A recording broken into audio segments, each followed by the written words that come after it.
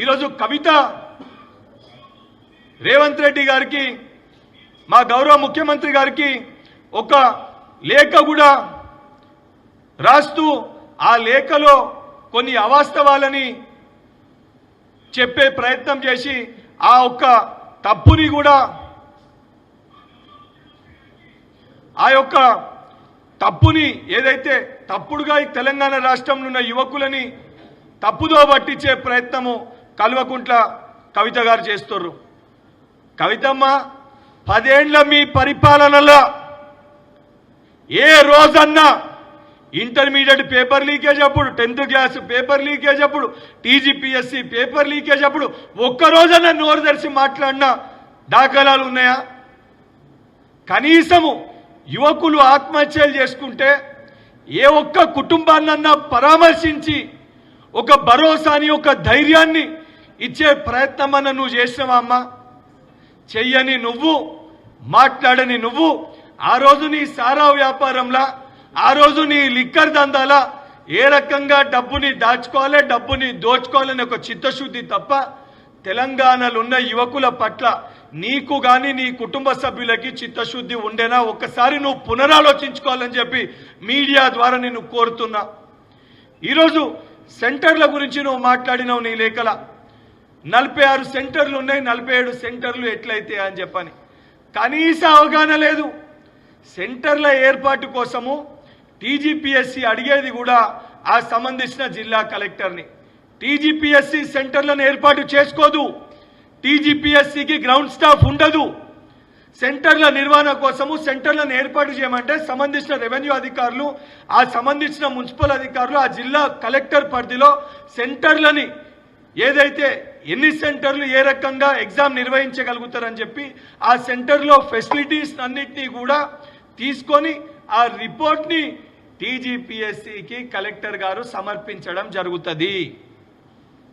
ఆ సమర్పించిన సెంటర్లో బెంచులు లేకపోయినా, ఇన్ఫ్రాస్ట్రక్చర్ ఇబ్బంది ఉన్నా, ఉన్న స్ట్రెంత్కి ఆ 46 సెంటర్లు సరిపోకపోతే ఒకటో రెండో మూడో ఎన్ని సెంటర్లు అయితే అన్ని సెంటర్లు యువకుల యొక్క కన్వీనియన్స్ కోసము సెంటర్లని పెంచుకోవడం జరుగుతుంది. ఇది కేవలం ఈ రిక్రూట్మెంట్లో కాదు, గతంలో మీరు నిర్వహించిన ఏ రిక్రూట్మెంట్ అన్నా ఒక్కసారి మీరు తిరిగేసుకొని చూసి ఆధారాలతోటి మాట్లాడలే తప్ప ఏది పడితే అది మాట్లాడి బురద జల్లే ప్రయత్నం చేస్తే సమాధానం చెప్పడానికి మేము సిద్ధంగా ఉన్నాము. టీజీపీఎస్సీ కూడా అది ఒక ఇండిపెండెంట్ బాడీ, వారు ఏ రకంగా నిర్వహించాలో వాళ్ళు నిర్వహిస్తారు. కానీ తెలంగాణ రాష్ట్రంలో ఉన్న యువకులని, విద్యార్థులని తప్పుదో పట్టిస్తే అది మనకి కానీ సమాజానికి మంచి కాదు. కవిత గారు ఆ ఆలోచనతోటి, ఆ బాధ్యతతోటి వివరించాలని చెప్పి సహచర శాసన మండలి సభ్యునిగా మీకు నేను సూచిస్తున్నాను. రెండో విషయము, టీజీపీఎస్సీ చాలా క్లియర్గా సంఖ్య గురించి మీరు మాట్లాడారు. ఇది అఫీషియల్ డాక్యుమెంట్. మళ్ళీ ఇదేదో మీరెందుకు టీజీపీఎస్సీ పైన ఎక్స్ప్లెనేషన్ ఇస్తున్నారని చెప్పి మన బీఆర్ఎస్ పార్టీ నాయకులు మాట్లాడతారు.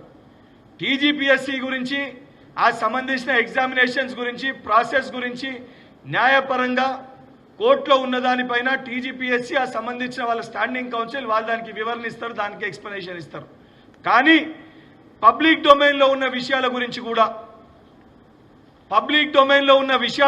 కూడా తప్పుడుగా రాసి యువకులని, విద్యార్థులని మీరు తప్పుదో పట్టిస్తున్నప్పుడు ఒక బాధ్యత గల శాసన మండలి సభ్యునిగా మీకు ఈ విషయాల గురించి అవగాహన లేదు కాబట్టి అవగాహన కల్పించాలనే ఉద్దేశంతో నేను ఈరోజు ఈ ఎక్స్ప్లెనేషన్, ఈ ప్రెస్ మీట్ని పెట్టడం జరిగింది. ఇది టీజీపీఎస్సీ రిలీజ్ చేసిన వెబ్ నోట్. ఇది అఫీషియల్ పబ్లిక్ డొమైన్ ఉంది. 27/10/2024 ఈ వెబ్ నోట్లో పాయింట్ నెంబర్ 4 చాలా క్లియర్గా ఏమని రాశారు? The figures pertaining to the number of candidates who appeared for the mains examination are collected from the chief superintendents of the examination centers on the go when the examination was in progress and subject to minor variations if any. అంటే exam నిర్వహిస్తున్నప్పుడు ఆ superintendents దగ్గరికి వెళ్ళి తీసుకున్న ఒక లెక్కని ఇప్పుడు చెప్పడం జరుగుతుంది. తర్వాత అన్ని డేటా కూడా తీసుకొని ప్రాపర్ లెక్కని బయటికి ప్రకటించడం జరుగుతుందని చెప్పి చాలా క్లియర్గా టీజీపీఎస్సీ రిలీజ్ చేసిన ఒక వెబ్ నోట్. అయితే మీకు ఈ విషయాలు తెలిసని ఉండాలి. తెలిసి కావాలని చెప్పి రాజకీయ కోణంలో మీ స్వార్థపూరిత రాజకీయాల కోసము విద్యార్థులని తప్పుదో పట్టించి కావాలని చెప్పి నీ డ్రామారావు చెప్పిన మాటలకి నీ అన్న చెప్పిన మాటలకి నువ్వు తైతకలాడుతున్నట్టు చాలా స్పష్టంగా నీ యొక్క రాసిన లేఖతోటి చాలా స్పష్టమవుతుంది.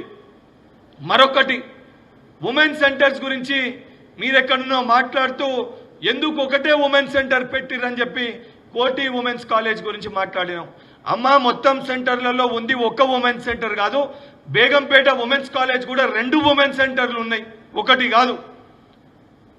ఎన్ని ఉన్నాయి ఏమున్నాయి అని చెప్పి తెలుసుకొని లేఖ రాసినప్పుడు కానీ బయట మాట్లాడేటప్పుడు కానీ కనీస అవగాహనతోటి ప్రవర్తించాలి.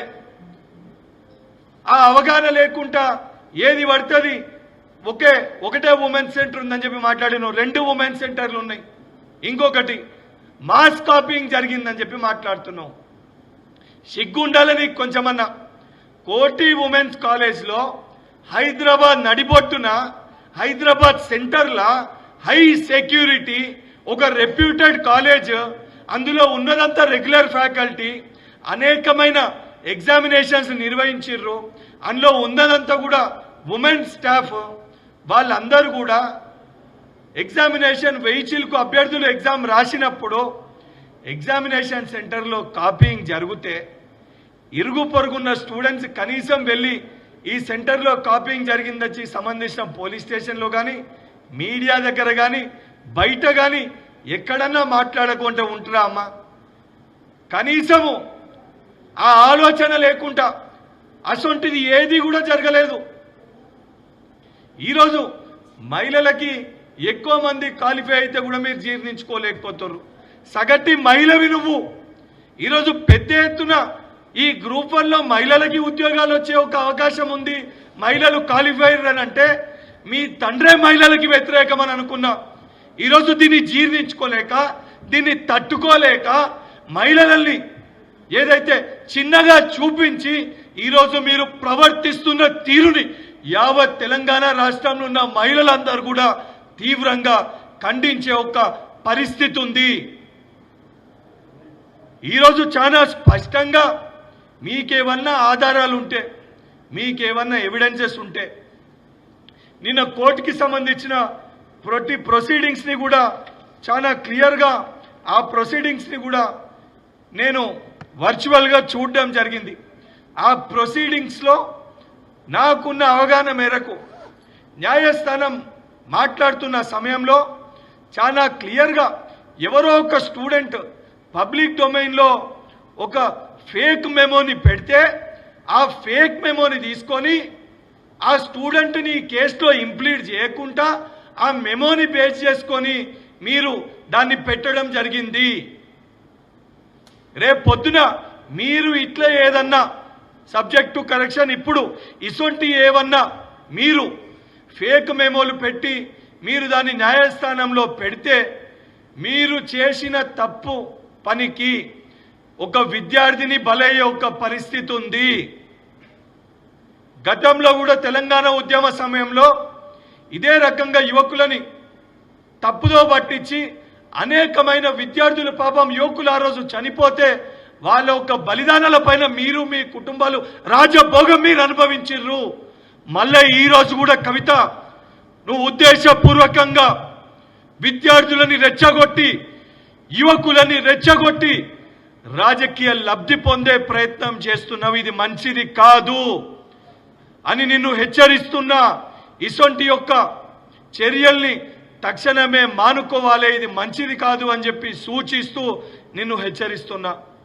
దానితో పాటు మీ చిత్తశుద్ధిని కూడా పదే పదే మేమిచ్చిన నోటిఫికేషన్లు మీరు నియామక పత్రాలు ఇచ్చారు, మేమిచ్చిన నోటిఫికేషన్లు మీరు నియామక పత్రాలు ఇచ్చారు అని చెప్పి మాట్లాడుతారు.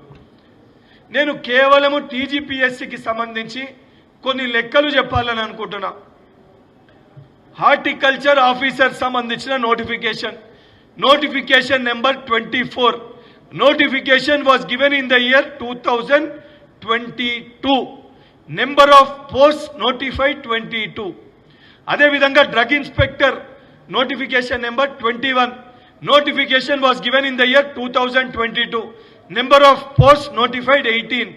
Assistant executive engineer agriculture notification number 12. Notification given in the year 2022. Number of posts notified 100. Assistant executive engineer mechanical. Notification number 12. Notification was given in the year 2022. Lab technicians grade 2. Notification number 67. Notification was given in the year 2017. Lab technicians grade 2. Notification number 67. Notification was given in the year 2017. Physiotherapist. Notification number 58. Notification was given in the year 2017. Number of posts notified 52 for physiotherapist. Lab technicians 325. Physical education teachers. Notification number 16. Notification was given in the year 2017. Itla 2017కి వెళ్ళి మొదలు పెడితే 2022 వరకు TGPSC పరిధిలోనే సుమారు 24 నోటిఫికేషన్లు number of post notified 14,714 పోస్టులు.